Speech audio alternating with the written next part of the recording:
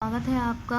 और आज हम क्लास 10th के अध्याय 9 का आगे अध्ययन करने जा रहे हैं। इससे पहले हमने कुछ पार्ट 1 बना दिया है, तो आप उसमें देख सकते हो। तो यहाँ हम किसके बारे में बता रहे हैं? जनन के दौरान विभिन्नताओं का संचय।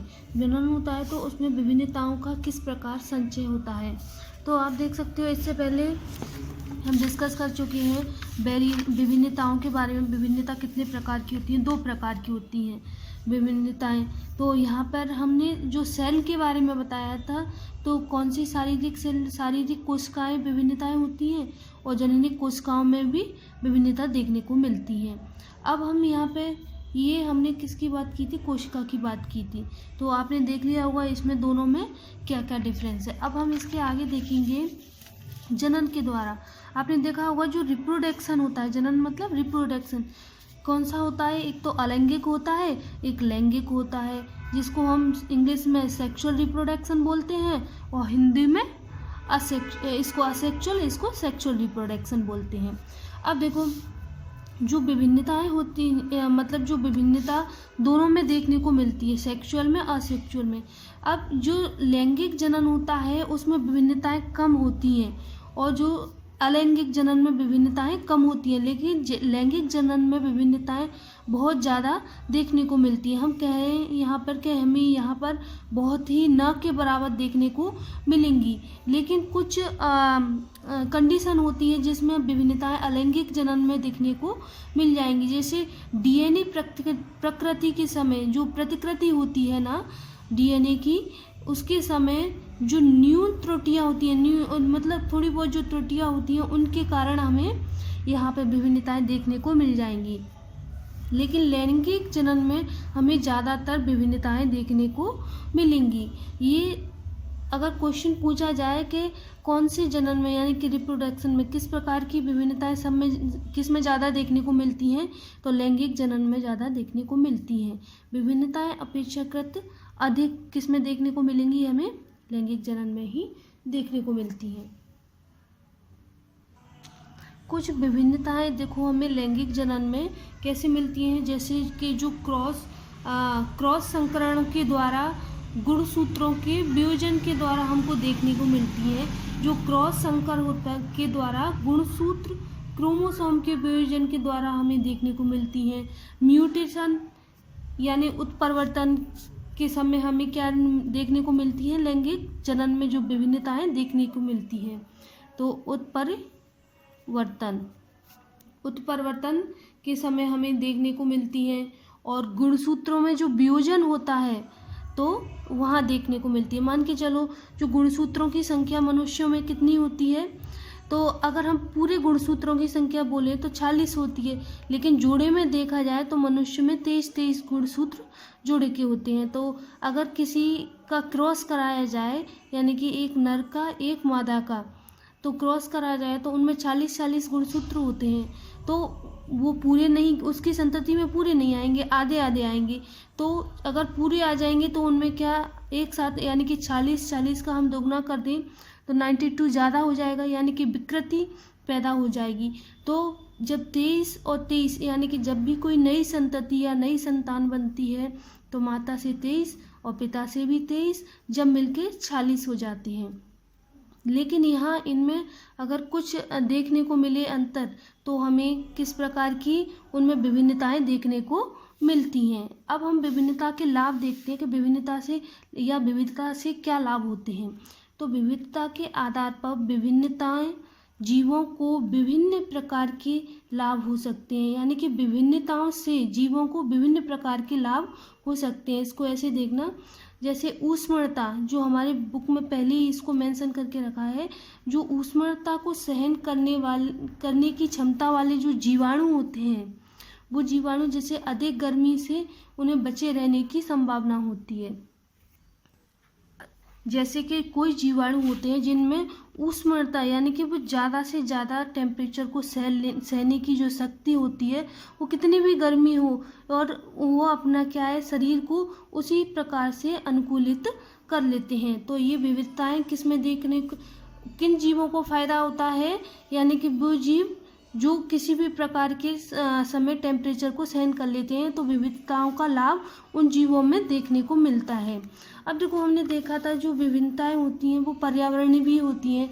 तो वहाँ आपने देखा होगा, अगर रिप्रोडक्शन के आधार पर भी हम देखें तो कुछ जीव होते हैं जो अपना लिंग वातावरण के अनुसार भी बदल लेते हैं। तो जैसे क्रोकोडाइल हुआ, तो वो अपना लिंग का, ये हम आगे पढ़ेंगे लिंग निर्धारण में, कि लिंग का जो निर्धारण करते हैं, यानी कि उनका बच्चा नर होगा या मादा होगा, वो टेम्परेचर के ऊपर डिपेंड करता है। अब हम इसमें आगे पढ़ेंगे ग्रेगर जॉन मेंडल के बारे में। तो हम उनके बारे में कुछ जान लेते हैं क्या है। तो ये हमारी बुक में दे रखा है, चलो देख लेते हैं यहाँ पर। तो मेंडल के बारे में हम देख लेते हैं। मेंडल ने क्या, इनका नाम क्या था, ये है ग्रेगर जॉन मेंडल। और इनका जन्म कब हुआ था, 20 जुलाई 1822 को, यानी कि 20 जुलाई 1822 को। और इनका जो डेथ हुई थी वो कब हुई थी, 6 जनवरी 1884 को। तो ये इनका जन्म और मृत्यु का समय है। अब हम देख लेते हैं मेंडल की जो प्रारंभिक शिक्षा एक गिरजाघर में हुई थी, जो गिरजाघर होते हैं उनमें हुई थी, तथा वह विज्ञान एवं गणित के, और एक और बात है, ये माली के इनको माली का बेटा माना जाता है, यानी कि पिता इनके माली का काम करते थे, जिस गार्डन में इन्होंने प्लांट का एक्सपेरिमेंट किया था। तो आप देखना, यह एक विज्ञान और गणित के अध्ययन के लिए एक विश्वविद्यालय या हम कॉलेज कहें उसमें ये पढ़ने के लिए बयाना गए थे, और वहाँ पे उनको सफलता नहीं मिली थी, यानी कि ये जो पढ़ाई करने गए उसमें इनको असफलता मिली थी, और ये वापस अपने घर आ गए थे। और वहाँ इन्होंने एक मठ में, यानी कि उनकी जो मंदिर होते हैं उनमें पूजा की, वहीं रहते थे और वहीं अध्ययन करते थे। किस पर, मटर के पौधे पर इन्होंने अध्ययन किया था। इनसे पहले कई वैज्ञानिक आए जिन्होंने अध्ययन किया था, लेकिन वो सही से कर नहीं पाए थे। अब हम देखते हैं, उनसे पहले बहुत से वैज्ञानिक ने मटर तथा अन्य जीवों के वंशागत गुणों का अध्ययन किया, परंतु मेंडल ने अपनी विज्ञान एवं गणितीय ज्ञान का, यानी कि वो विज्ञान के तरीके से और गणित के तरीके से दोनों का प्रयोग करके उन्होंने क्या किया, आगे प्रयोग किए मटर पर। वह पहले वैज्ञानिक थे जिन्होंने पीढ़ी दर पीढ़ी एक पौधे पर प्रदर्शित लक्षणों का रिकॉर्ड रखा। बाकी वैज्ञानिक कर लेते थे लेकिन उनका रिकॉर्ड नहीं रख पाते थे, लेकिन मेंडल ऐसे थे तो उन्होंने जो भी प्रयोग किए उनके रिकॉर्ड संभाल के रखे और उनमें गणितीय गणनाओं का प्रयोग भी किया था। ठीक है, वह पहले थे। फिर यहाँ से आप देख सकते हो उन्होंने वंशागति नियमों का प्रतिपादन किया था। तो आप इतना मेंडल के बारे में लिख सकते हो, इतना जानना जरूरी है। इसके बाद हम कुछ और देख लेते हैं। कुछ नियम इनके अलग दे रखे हैं, जैसे कि हम यहाँ पे आप देख सकते हो कि मेंडल के जो अनेक पौधे थे जिसमें विप्रयासी या विशेषक, इनके बारे में हम कुछ जान लेते हैं। ठीक है, तो क्या होते हैं, तो मेंडल के जो विप्रयासी विशेषक होते हैं उनके बारे में देख लेते हैं।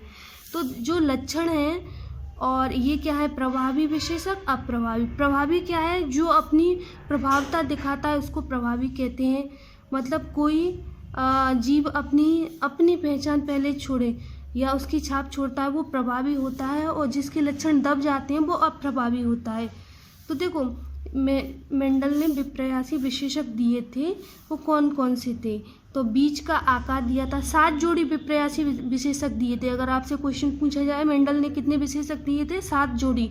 कौन कौन से थे, बीज का आकार, जोड़ी में ये दोनों आ जाएंगे। देखो बीज का आकार, बीज कैसा होना चाहिए, ये प्रभावी हैं इधर जो लिखे हैं, और ये अप्रभावी हैं। तो गोल होना चाहिए, गोल को आर से दर्शाते हैं, झुर्रीदार को स्मॉल आर से दर्शाते हैं। मैंने संकेत भी लिख दिए, आप इनको लिख लेना, याद कर लेना। बीज का रंग कैसा होना चाहिए, येलो, पीला और हरा। और फूल का रंग कैसा होना चाहिए, बैंगनी और सफ़ेद। पीले के लिए बैंगनी के लिए पी, कैपिटल पी, और इसके लिए स्मॉल पी। ठीक है, पत्ती का आकार, यहाँ देखो फूल का हो गया, या फली का आकार, फली कैसी होनी चाहिए, फूली हुई, फली को आई से दर्शाएंगे और सुकड़ी हुई फली को स्मॉल आई से दर्शाएंगे। ठीक है, फली का रंग, यहाँ फूल का रंग था, यहाँ फली का रंग। फली का रंग कैसा होना चाहिए, हरा उसको कैपिटल जी से, इसको स्मॉल जी से, ठीक है। और फूल की स्थिति यानी कि फूल कहाँ पर है, यहाँ से निकल रहा है, जिसको कैपिटल ए से दर्शाएंगे। अंत से निकल रहा है मतलब ऊपर से जिसकी ग्रोथ हो रही है फूल को, इसको स्मॉल से दर्शाएंगे, ठीक है। और तने की ऊंचाई, तने ये बड़ा वाला पौधा है, ये छोटा वाला है, तो इसको कैपिटल टी से, इसको स्मॉल टी से। तो आप याद रख लेना कि ये मेंडल ने कितने नियम दिए थे। मेंडल ने 7 विपर्यासी विशेषक दिए थे, जिनमें से ये कौन सी हैं, ये आपको मैंने 7 बता दिए हैं। आप इनको याद रख लेना और आप बताना, ठीक है। और आपके लिए क्वेश्चन है कि मेंडल ने कितने विपर्यासी विशेषक दिए, आप कमेंट बॉक्स में इसका आंसर भी दे सकते हो।